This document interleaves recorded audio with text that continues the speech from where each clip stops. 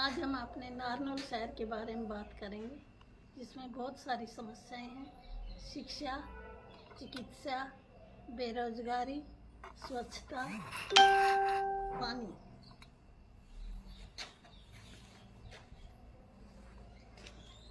दोस्तों, नारनौल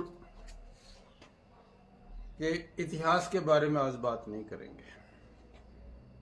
नारनौल के भूगोल के बारे में बात नहीं करेंगे। आर्थिक और राजनीतिक जो बातें होती हैं वो भी नहीं करेंगे। आज बात करेंगे नारनौल के अंदर की जो समस्या हैं उनकी।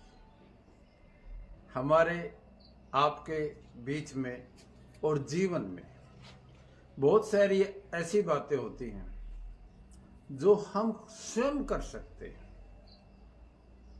हमारी अपनी जागरूक नागरिक होने की वजह से कुछ जिम्मेवारियां हैं, कुछ कर्तव्य हैं। हम कुछ बातों के लिए तंत्र पर निर्भर करते हैं, लेकिन तभी काम करते हैं तंत्र जब हम खुद जिम्मेदार होते हैं। तो नारनौल की लगभग हम कोशिश करेंगे 10, 15, 20 जो मुख्य समस्या है उनके बारे में बात करें। सबसे पहले जिस चीज के ऊपर कोई एक भी पैसा खर्च नहीं होता और जो कोई भी बाहर से आकर नहीं करता, हम खुद जिम्मेदार हैं, वह है सफाई।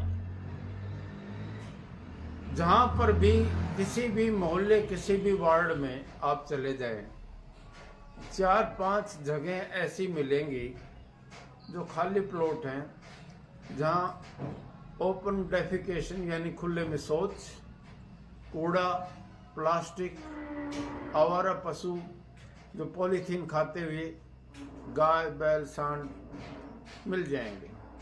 ये कोई बाहर से आकर आदमी नहीं फैलाता, ये शहर के अंदर के लोगों का ही एक बुरा काम है। इन गलत काम से बचें उतना अच्छा है। पहले से चीजें बेहतर हुई हैं। ओपन डेफिकेशन काफी कम हो गए, ये समझो कि 70 to 80% कम हो गया है। कूड़े भी उतने बड़े ढेर नहीं लगे रहते जितने पहले लगे रहते थे। गाड़ियां भी आती हैं, लेकिन habits die very hard and bad habits are highly infectious also. गंदी आदतें जो बहुत तेजी से फैलती हैं, संक्रमण भी होता है इनमें। तो पहला काम है कि सफाई, ये हम सब नागरिकों की जिम्मेदारी है। दूसरी, अतिक्रमण। किसी मोहल्ले में चले जाओ, किसी बाजार में चले जाओ, घर के आगे बड़े लंबे रैंप बनाकर आगे अतिक्रमण की आदत है। दुकानों के आगे तख्त लगाकर सामान रख देते हैं, ट्रैफिक को गलत पार्किंग कर देते हैं। ये अतिक्रमण बहुत बड़ी असुविधा का कारण बनता है और इस असुविधा के कारण वो कई बार एक्सीडेंट्स भी हो जाते हैं। निकलना तो दूभर होता है। सिर्फ एक जरूर हम सबको ध्यान रखें कि जितने भी सीवर के ढक्कन टूटे हुए हैं या नहीं है, उनको इमीडिएटली रिप्लेस कर दें। ये बहुत बड़े हादसे कर देते हैं। गाड़ियों के जंपिंग रोड तक टूट जाते हैं, उसमें जाकर बड़े नुकसान हो जाते हैं। और बहुत बार तो ऐसा होता है कि कारों के ऊपर अगर गड्ढा है, बहुत सारे ऐसे हैं, वहां नुकसान होता। शहर के अंदर जो पुराने वाटर बॉडीज थे उनकी फिलिंग कर दी और फिलिंग करके बहुत सारियों पे अतिक्रमण हो गया। जो छलक नदी बहती थी, मेरा ख्याल है 2 हिस्से उसके ऊपर अतिक्रमण हो गए, एक हिस्सा बचा है जगह। और जहां कॉमर्शियल पार्ट आता है वहां तो बिल्कुल ही छोटा कर दिया। अतिक्रमण बाहर से आए हुए लोग नहीं करते, नारनौल के अंदर से ही जो हमारे माननीय नागरिक हैं, विशेष तौर से उनकी एक जिम्मेदारी होती है कि अतिक्रमण से बचें और इसे रोकें। ये बात हमारी अपनी खुद की जिम्मेदारी थी। कुछ ऐसे काम जो म्युनिसिपल कॉरपोरेशन की जिम्मेदारी होती है, जैसे सफाई व्यवस्था, अतिक्रमण को रोकना, ये मेन जुरिस्डिक्शन म्युनिसिपल कमेटी की है। एनफोर्समेंट के साथ पुलिस को भी लग जाना होता है। जहां तक हो सके, जहां भी सड़क चौड़ाई है उसमें डिवाइडर जरूर लगाते हैं। लोग लगाने नहीं देते। अभी तक भी महावीर चौक से लेकर और रेलवे स्टेशन तक भी पूरा का पूरा डिवाइडर नहीं लगा है। पहुंच जाते हैं लोग प्रभावशाली लोगों के पास और फिर रुकवा देते हैं। जहां भी संभव है, जहां चौड़ाई सड़क की है, वहां डिवाइडर अगर कर देते हैं तो काफी सेफ्टी हो जाती है और अतिक्रमण से छुटकारा भी मिलता है। इसलिए डिवाइडर जरूरी है। अब आती है बात म्युनिसिपल कॉरपोरेशन के बाद की बात। डिस्ट्रिक्ट एडमिनिस्ट्रेशन का भी बहुत बड़ा रोल होता है प्लानिंग में। ये वीडियो मेरा नारनौल की योजना बनाने के लिए भी इस्तेमाल किया जा सकता है। बहुत बार कोशिश की, अभी तक डिलिमिटेशन है शहर की और जिले की, उसका एक अच्छा नक्शा अभी तक मौजूद नहीं है, मिलता नहीं है। तो योजना तो धरती पर बनती हैं।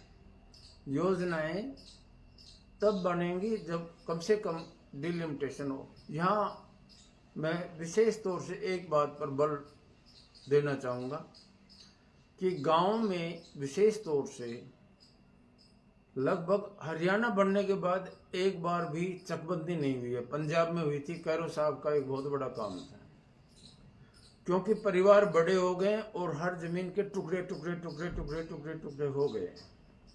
इसलिए चकबंदी बहुत आवश्यक है। चकबंदी का मतलब जो टुकड़े टुकड़े जमीन है उनको एक ओनर है एक गांव में या जहां पर भी है, उसके जमीन को इकट्ठा कर दो, चाहे उससे थोड़ी बहुत फीस भी ले ले आपको। ये भलाई की सरकार का बहुत बड़ा काम होगा। जो टेढ़े मेढ़ी हो गई हैं जमीनें, उनको भी स्क्वायर या रेक्टेंगुलर किया जा सकता है। एक प्रशासन को कम से कम, क्योंकि प्रॉब्लम हाउसिंग की है शहर में, तो राज्य सरकार को और concern town and country planning है, हरियाणा शहरी विकास प्राधिकरण, उनसे मिलकर और प्राइवेट इन्वेस्टमेंट भी अट्रैक्ट करके इंफ्रास्ट्रक्चर पर पैसा खर्च करके नए सेक्टर, नई कॉलोनियाँ, नई हाउसिंग सोसाइटी समितियाँ और नए हाउसिंग बोर्ड के जैसे मकान बनते थे वो, यानी हाउसेस का कंस्ट्रक्ट करवाना बहुत जरूरी है। लोगों को प्लान, अगर योजनाबद्ध तरीके से अमेनिटीज देकर, साफ सुथरी चौड़ी सड़कें देकर, पार्क देकर और दूसरी सुविधाएं, जन सुविधाएं देकर अगर आवास बनाते हैं तो उनका हैप्पीनेस बढ़ जाती है और एफिशिएंसी बढ़ती है। अच्छे आवास में आदमी की कुशलता बढ़ती है। तो प्रशासन के लिए एक जरूरी तो बात यह होगी कि आवास। दूसरा, अब हाईवे हो गए Narnaul. Narnaul is very fortunate कि 148 आ गया आपके पास, 152 आ गया, इस तरह से बड़े हाईवे आ गए। राजस्थान को भी हाईवे चला, तो शहर से हाईवे तक जाने वाली जितनी भी सड़कें हैं वो डिवाइडेड और जो उसी स्टैंडर्ड की हो जाए जैसा हाईवे है। क्योंकि गाड़ी जब स्पीड से आती है हाईवे से, उनको एक दिमाग में हैबिट हो जाती है, गाड़ी तेज होने, रफ्तार तेज होती है। जो छोटी सड़क पे आती है उसी स्पीड से अगर गाड़ी रहती है तो दिक्कत होती है। इसलिए जितने भी हाईवे हैं ये 4-5 किलोमीटर की तरफ सारे आ जाते हैं। वो सड़कें डिवाइडेड और चौड़ी हो जानी चाहिए। जिला प्रशासन को सरकार के साथ मिलकर यहाँ निवेश जरूर करना चाहिए। उससे एक और भी बात होगा, एक्सपेंशन होगा शहर का, नए कॉमर्शियल प्लेसेस बन जाएंगे। इसके अलावा नए मार्केट डेवलप करना बड़ा जरूरी है। अंदर कंजेशन है, पार्किंग की दिक्कत है, पार्क्स नहीं है यहाँ, क्योंकि पार्क का नाम आ गया। इसलिए मैं विशेष तौर से एक बात जरूर कहूंगा कि एक वार्ड एक पार्क। अगर 30 वार्ड हैं तो 30 पार्क शहर में होने चाहिए। पार्क तनाव को कम करते हैं, सीनियर सिटीजन्स के लिए और बच्चों के लिए तो विशेष तौर से, और वैसे सभी के लिए, और उनमें ओपन जिम होना जरूरी है। नारनौल में शायद ही एक आध जगह हो और वो भी सारे के सारे टूल्स टूट जाते हैं। नेताजी सुभाष पार्क में देख के आया था, तकरीबन वो 2-3 महीने में मेंटेन नहीं होते और खराब हो जाते हैं। इसलिए हर वार्ड में एक पार्क और उसमें ओपन जिम और लाइब्रेरी हो तो ज्यादा अच्छी बात है। लोगों के पास किताबें हैं, स्पेयर हैं, ये मांग कर भी लाइब्रेरी जगह जगह विकसित करनी चाहिए। लोगों को पढ़ने की आदत होती, और इवन अब तो दूसरी बातें हो गई हैं, साइबर लाइब्रेरी का कंसेप्ट आ गया, वो भी विकसित करनी चाहिए। यहाँ डिस्ट्रिक्ट लाइब्रेरी है और पहले मुझे भी उसकी मैनेजमेंट कमेटी में रखा हुआ था, पहले से काफ़ी ठीक और भरी रहती है। बच्चे ज़्यादा कॉम्पिटिटिव हो गए हैं, इसलिए कोचिंग सेंटर्स पे लाइब्रेरी में उनमें भीड़ रहती है।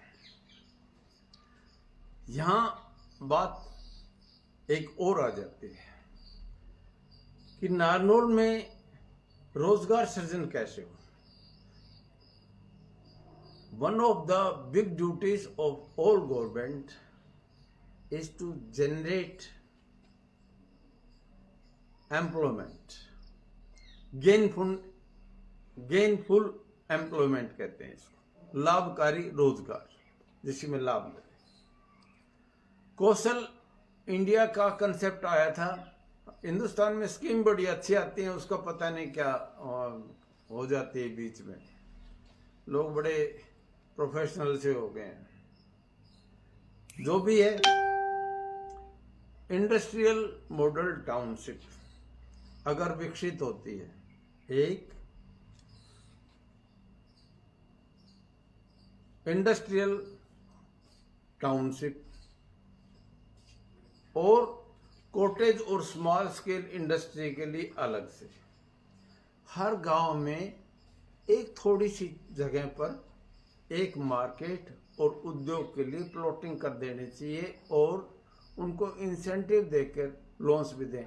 ये राशन कोटा प्रणाली बड़ी रुकावट है। गांव के लोग अपनी खेती की जमीन को बिना चेंज ऑफ लैंड यूज वहाँ कोई काम नहीं कर सकते, और चेंज ऑफ लैंड यूज की स्थिति बहुत भयावह है, दर्दनीय है, अमानवीय है, होती ही नहीं है।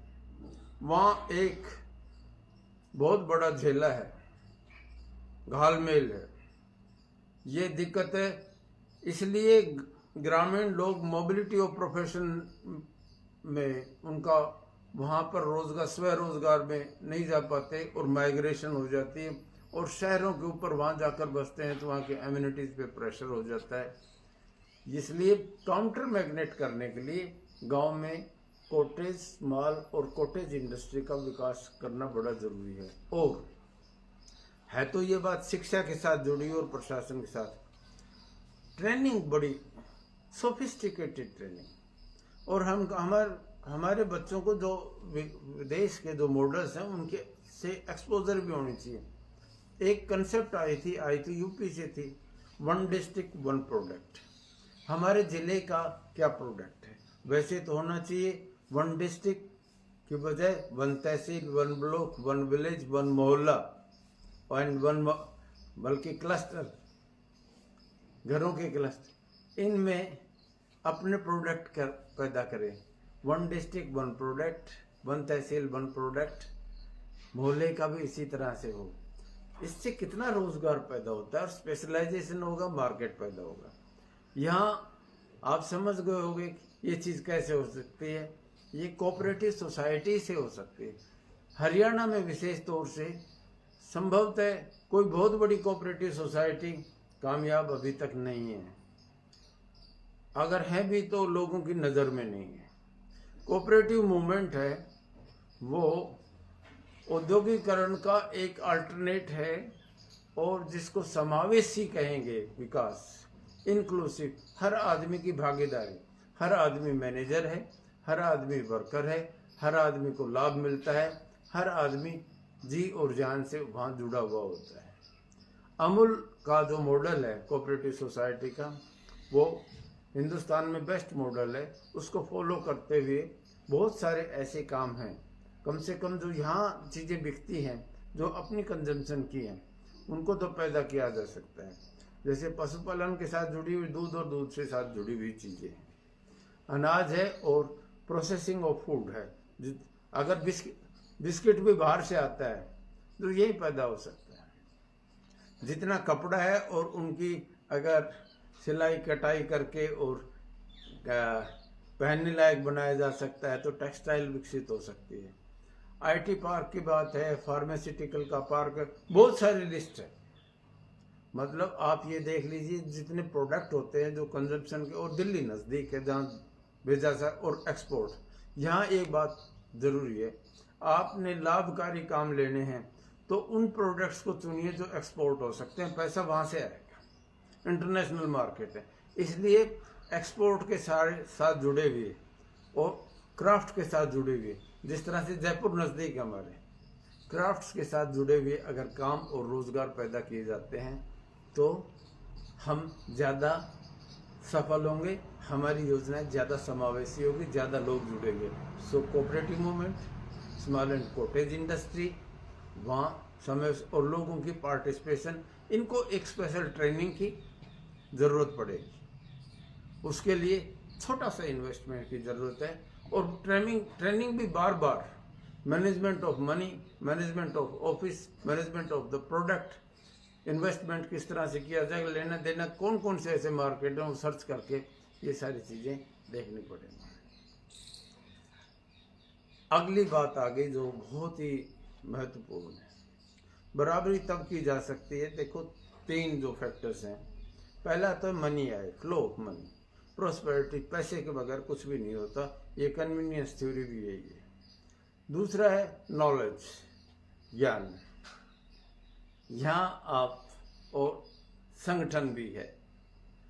यहाँ नॉलेज की बात है, नॉलेज की जब बात आती है सो वहाँ पर सीधा हो जाता है कि कौन कौन सी ऐसे रास्ते हैं जो ज्ञान और विज्ञान के साथ जुड़ने के रास्ते हो सकते हैं और कितने कारगर हैं और कहाँ कहाँ सुधार की ज़रूरत है। इस बात को थोड़ा सा मैं आपकी तवज्जो चाहूँगा, आपका ध्यान चाहूँगा। देखिए, नारनौल के इतिहास में नहीं जाऊँगा, लेकिन ज़िला हेडक्वार्टर है नारनौल, और यहाँ पर अभी तक सरकारें आई चली गई, सरकारें आई चली गई, फिर आई और फिर चली गई, पक्ष और प्रतिपक्ष दोनों की तरफ से, दोनों की जिम्मेदारी है। अभी तक नारनौल में एक भी विश्वविद्यालय नहीं है। जो आप खुद बताइए, क्या नारनौल का हक है? क्या नारनौल के साथ ये गैर बराबरी तो नहीं कि हो रही है? नारनौल में अभी भी राज्य का, हरियाणा स्टेट का, फिर दोबारा से बोल रहा हूं, लोगों को गलतफहमी हो जाती है, मैं फिर कह रहा हूं, केंद्र सरकार नहीं कह रहा हूं, हरियाणा राज्य सरकार का एक नया पैसा, 1 रुपए में 100 नए पैसे होते हैं, एक नया पैसा विश्वविद्यालय एजुकेशन, यूनिवर्सिटी एजुकेशन पर नहीं लगता है। फिर ध्यान दें, हरियाणा स्टेट का, गवर्नमेंट ऑफ हरियाणा का नारनौल के विश्वविद्यालय एजुकेशन पर एक नया पैसा भी खर्च नहीं होता।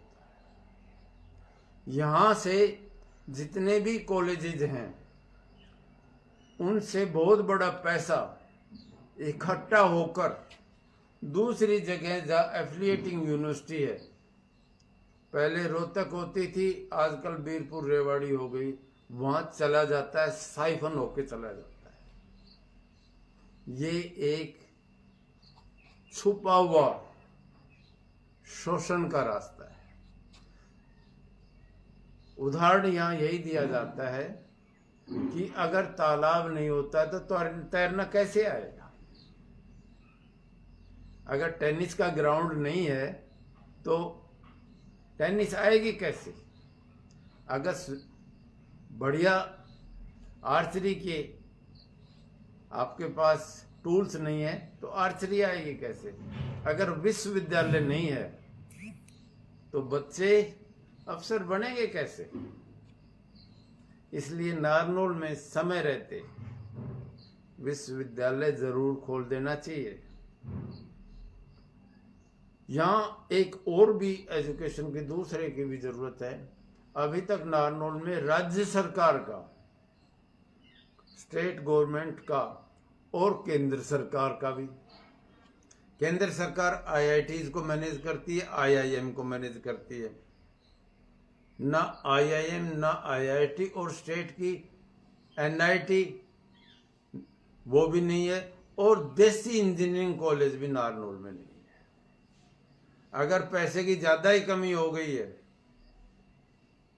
अगर पैसे की ज्यादा ही कमी हो गई तो बाबा खेतानाथ पॉलिटेक्निक है, उसको अपग्रेड करके ही इंजीनियरिंग कॉलेज भी बनाया जा सकता है। हमारे पास दूसरे इंस्टीट्यूशन है जहां जगह है, वहां पर आप आईआईएम भी खोल सकते हो। जैसे कॉलेज ऑफ एजुकेशन है, स्पेयर पड़ा हुआ है। यहाँ क्या बताएं जो बातें, जो वो तो नहीं बोलूंगा मैं, लेकिन ये बात है कि स्पेस खूब है और संस्थाएं खोली जा सकती हैं बिना कोई विशेष खर्चे की। एक और इंस्टीट्यूशन जो बहुत अच्छी सेवा दे रहा है वो है बाबा खेतानाथ आयुर्वेदिक कॉलेज।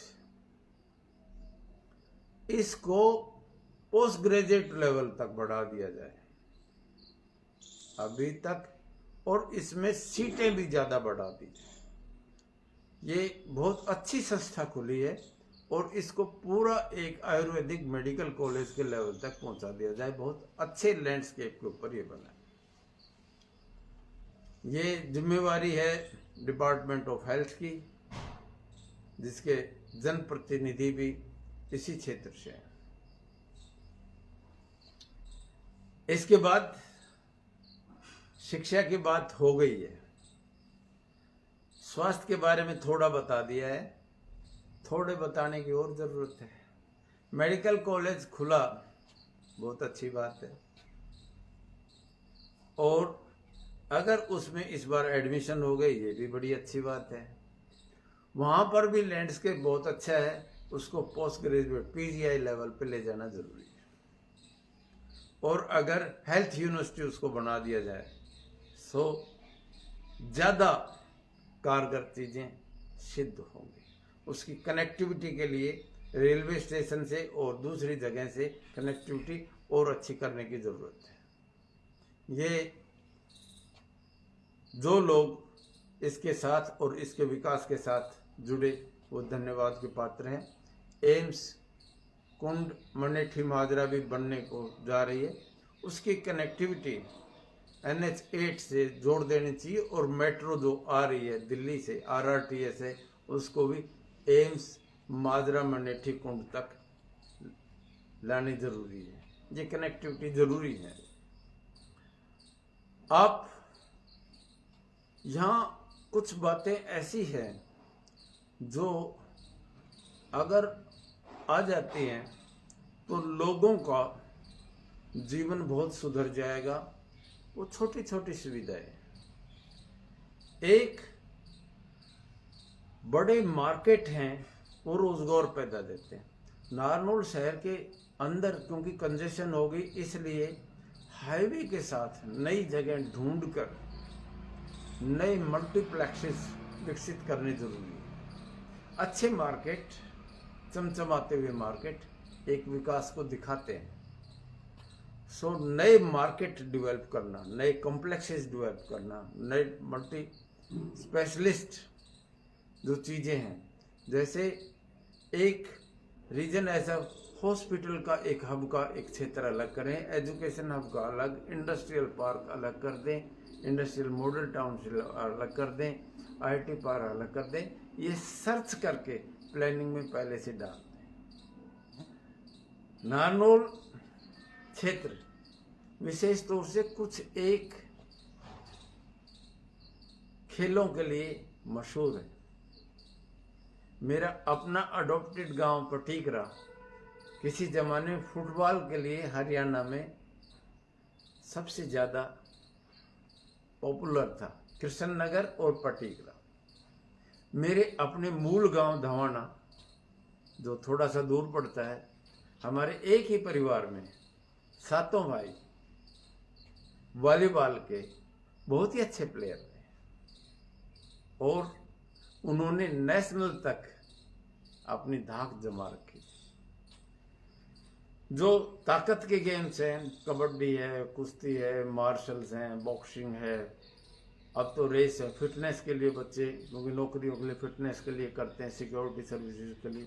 यहाँ का आदमी मजबूत है, जेनेटिकली मजबूत है, इसलिए नारनौल में सभी गेम्स के, चाहे टेनिस हो, चाहे बैडमिंटन हो, चाहे बॉक्सिंग हो, चाहे रेसिंग ट्रैक हो, चाहे हॉर्स की हो, चाहे स्विमिंग का हो, इसका इंफ्रास्ट्रक्चर और इसके स्टेडियम बनाना बहुत आवश्यक है।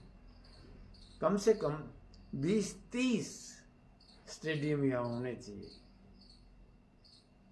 गांव-गांव में स्टेडियम भी बनाने चाहिए और इंटरनेशनल स्टैंडर्ड के।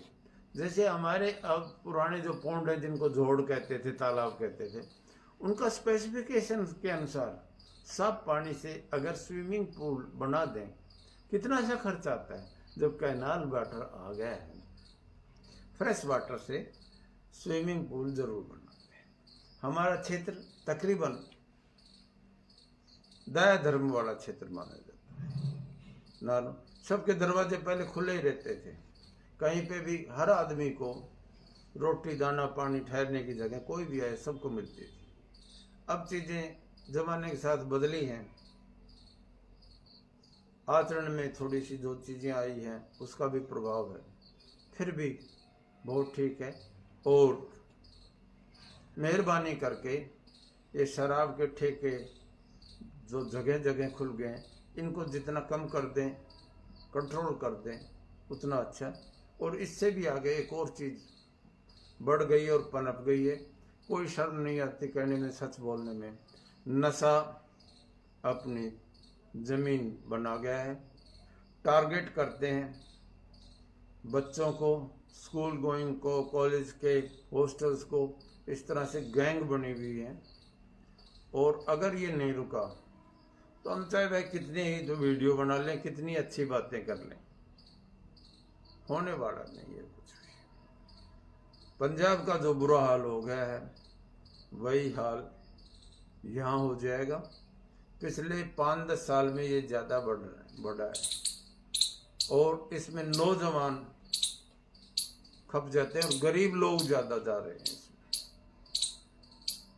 विधवाओं की संख्या अगर बढ़ जाती है तो गवर्नमेंट के ऊपर डिपेंडेंसी ज़्यादा हो जाएगी। सशक्त शिक्षा की ज़रूरत है, लोगों को काम पे लगाओ। और ये जितने ये सो कॉल्ड धर्म सुधारक हैं, समाज सुधारक हैं, समाज सेवी हैं, हालांकि ये नाम कुछ अपने जो आधारभूत मूल्य थे उनको छोड़ चुके हैं, लेकिन फिर भी एक रोल है, नशे को रोकें, जहाँ तक हो सके नशे को रोकें। हर मोहल्ले आइडेंटिफाई कर लें, डोर टू डोर करके ऐसे सेल्स जो बने हुए हैं उनको क्रैक डाउन करना, इसमें सख्ती की ज़रूरत है। सख्ती की और सख्ती काम करेगी। और दूसरा, रिहेबिलिटेशन सेंटर भी आपको डेवलप करने पड़ेंगे। यहाँ फिर कुछ छोटी छोटी बातें हैं जो दिखाई देती हैं, बुरा लगता है। जैसे इस क्षेत्र का सबसे बड़ा गांव पटीकरा है, और पटीकरा से आने वाली एक सड़क है जो पीजी कॉलेज को, बीएड कॉलेज को, आदर्श नगर से होता हुआ हॉस्पिटल को, मंडी को, बस स्टैंड को, सबको जोड़ती है।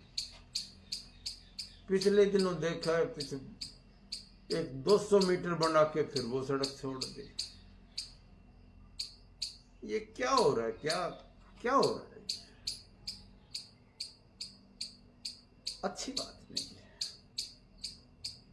और तो क्या करूं, ये अच्छी बात नहीं। कोई हल्का शब्द में प्रयोग नहीं करना चाहता, बन जानी चाहिए। फिर वही बातें दोबारा से थोड़ा सा रिवाइज करता हुआ, आयुर्वेदिक कॉलेज को पोस्ट ग्रेजुएट लेवल तक और विश्वविद्यालय तक ले जाएं। जो मेडिकल कॉलेज खुला हुआ है उसको पीजीआई तक और विश्वविद्यालय तक, मेडिकल यूनिवर्सिटी तक ले जाएं। नारनौल में एक फॉर्मल राज्य के पैसे, स्टेट गवर्नमेंट के पैसे से एक विश्वविद्यालय आवश्यक है। बाबा खेतरनाथ जो पॉलिटेक्निक बनी है, इसको अपग्रेड करके इंजीनियरिंग कॉलेज में बदला भी जा सकता है। जितने शहर के अंदर की जो सड़कें हैं हाईवे तक, उनको वाइड करके और डिवाइडर लगाकर उनको विकसित किया जा सके, करना चाहिए। सफाई में जीरो टॉलरेंस। सफाई हमारा अपना दायित्व है, हम सबकी पार्टिसिपेशन जरूरी है। ओपन डेफिकेशन को बिल्कुल टॉलरेट नहीं करना चाहिए। हमारी रेल व्यवस्था पहले से बहुत ठीक हो गई, डबल गेज हो जाती है, तो लंबी दूरी की जो ट्रेन हैं वो चलनी चाहिए। जनता एक्सप्रेस जो दिल्ली से अहमदाबाद चलती थी, वो अभी तक पता नहीं क्यों रुकी पड़ी है। दिल्ली, बॉम्बे और साउथ तक जितने, बेंगलुरु, चेन्नई, हैदराबाद, भोपाल जितने, और उधर यूपी में लखनऊ तक, कलकत्ता तक, यहाँ सीधे कनेक्टिविटी रेलवे ट्रांसपोर्ट की होनी चाहिए। रेल आम आदमी का एक साधन है। लॉजिस्टिक हब का नारनौल में जो बन रहा है उसका थोड़ा काम शुरू हो गया, उसके साथ इंडस्ट्रियल मॉडल टाउनशिप बनाना बहुत आवश्यक है। वो रोजगार दे सकता है, ये ऐसा एवेन्यू खुला है। इसी तरह से जो कनीना या महेंद्रगढ़, दादरी से महेंद्रगढ़, नारनौल या कनीना नारनौल होते हुए बहरोड, अलवर को रेल का एक पथ मिलना चाहिए था। कई बार सर्वे हो लिया, लोग पता नहीं क्यों रजिस्ट भी कर जाते हैं और वो खराब हो रही है। ये कनेक्टिविटी के लिए बहुत ज़रूरी है। दिल्ली का प्रेशर तब हटेगा, एक तो रेल का ये कनेक्टिविटी है, दूसरा एक आगरा, अलवर, बहरोड, नीमराना, नारनौल, ये एक्सप्रेस वे बनना जरूरी है। वहाँ यूपी का, बिहार का और पंजाब तक, जम्मू कश्मीर तक, राजस्थान का सारा बाहर दिल्ली के अगर आपने ट्रैफिक निकालना है और दिल्ली को प्रदूषण से बचाना है, तो आगरा से लेकर अलवर होता हुआ, नीमराना, बहरोड होता हुआ, नारनौल अगर जोड़ दें, आगे बना हुआ है, कितना चाहिए, 200 किलोमीटर का एक टुकड़ा। आगरा से अब अलवर तक एक दूसरे कोटपुतली के रास्ते से तो शायद जुड़ने जा रहा है, इस रास्ते से भी अगर जोड़ दें तो प्रेशर कम हो जाएगा। यहाँ जिम्मेवारी लोगों की एक और भी है, बड़ी जिम्मेवारी, कि जितना भी हमारा वेस्ट है उसको जला, खास तौर से प्लास्टिक के ये पार्टिकल्स है, प्लास्टिक पार्टिकल्स है एनवायरनमेंट में, इसको इस तरह से ना जलाएं।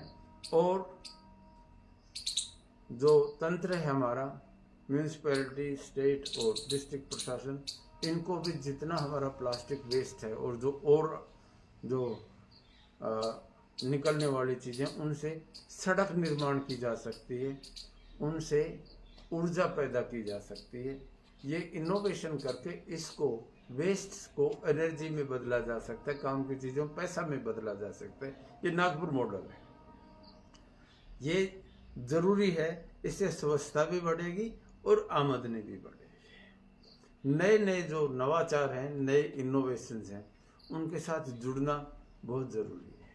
पहले से बहुत ही चीज़ें ठीक हुई हैं, लेकिन बहुत कुछ होना और भी ज़रूरी।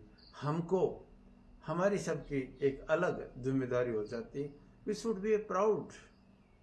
हरियाणवी तो हैं ही, नारनौल वासियों को भी अपने आप को गर्व का महसूस करना चाहिए। जो ईमानदारी, सच्चाई, मेहनत का मादा है, स्वच्छ रहने का मादा है, ज्ञान प्राप्ति का मादा यहाँ पर है, दूसरे के साथ मिलकर काम करने की जो आदत है, एक कोऑपरेटिव स्पिरिट है, साझा बांटने की जो आदत है, ये गुण कोई छोटे गुण नहीं है, ये बहुत अच्छी बातें हैं। हमारी जो पुरानी हेरिटेज की चीज़ें हैं, 5-7 हैं, जैसे जल महल है, बीरबल का छत्ता है, चोर गुम्बद है, कोई लगभग दर्जन से ज़्यादा बावड़ियाँ हैं,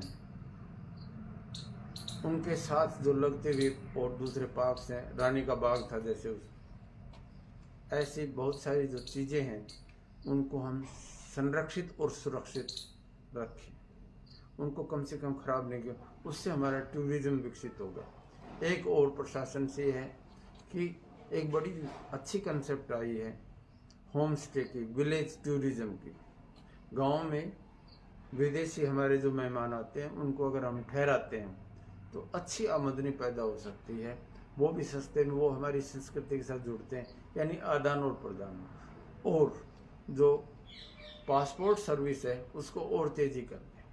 लोगों को हमारे टैलेंट को बाहर के एक्सपोजर बड़ा ज़रूरी है, बाहर जाएं, बाहर से कमाएं और यहाँ के जीवन को और अच्छा करें।